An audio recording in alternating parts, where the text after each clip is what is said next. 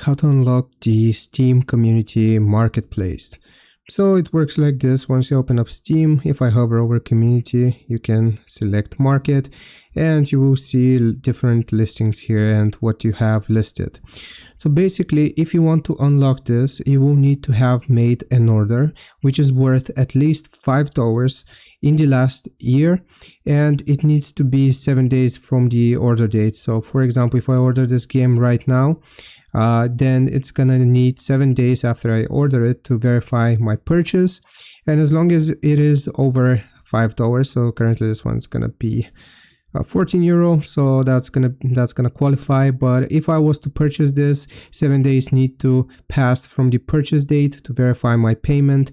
And then as long as I've purchased a game or made a successful order in the last year, then you will get community market here, and you can add items for sale, and you can also purchase different items here which you can find from the community marketplace.